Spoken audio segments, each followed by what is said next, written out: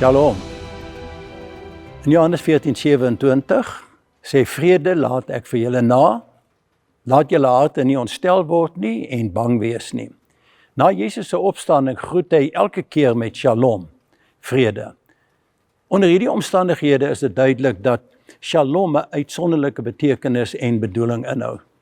Shalom is een van die sleutelwoorde van redding in die Bybel.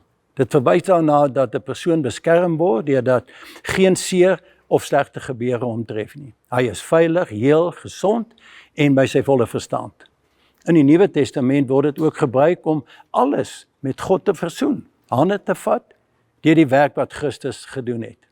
Shalom is multidimensioneel, naamlik daar's welheid liggaamlik, emosioneel, sosiaal en geestelik. Dit stel alle verhoudings reg. Eerstens met God, dan met jouself en derdens ook met ander. Kom ons kyk hoe wel en gesond en vol plesier ons verhoudings, ons shalom, ons vrede met ons hemelse Abba Vader is. Uit die geskiedenis sien ons dat die mensdom vyandig teenoor God was. Hulle het afgode gemaak om verwerp om koning oor hulle te wees en aangedring op 'n aardse koning. Hulle wou nie met God praat nie en sê vir Moses selfs, hy moet eerder namens hulle met God praat en dan met hulle kom praat. Die Here het baie van hulle opstandigheid en sonde verdra. Maar die oomblik wat 'n vreemde God of gode in die prentjie kom, dan sien ons hoe ernstig God reageer.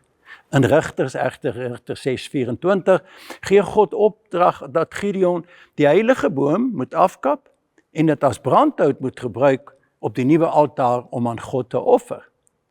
'n Versoeningsoffer, 'n vredesoffer, 'n shalom-offer. Die nuwe altaar se naam sê dit vir ons. Sê God vir hom, God is vrede. 'n Hande vat waar daar geen afstand of kwaadwilligheid bestaan nie en geen ander God nie. 'n Plek en staat van vrymoedigheid om na die troon van genade te kan gaan. 'n Staat waar ek nie skaam hoef te wees en naak voel en weg te kruip nie en met hom oor alles te kan praat. Ja, selfs in moeilike tye. Jesus sê, my vrede gee ek aan julle. Hy is vrede. Ons kan voorwaarde stel. Ons kan 'n skietstilstand reël. Hy is die groot initieerder en gewer van vrede, want hy is versoening, herstel, voorspoed en welheid. Hy sê, laat jou hart nie ontstel word en bang wees nie. Om te word is 'n proses van invloede, gebeure en denke. As jy volhard met 'n negatiewe gesindheid, ontstel jy jou hart. Noodwendige gevolg is om bang te wees. Wees is dus aan toestand. Die Shelamin-offer was die enigste vriendskaplike vredesoffer wat gebring was. En waar die een wat die offer self ook van die altaar mag geniet. Sonder versteur shalom. Paulus sê, gee jouself as 'n lewende offer, vat God se hand. In die eerste plek offer jy jouself.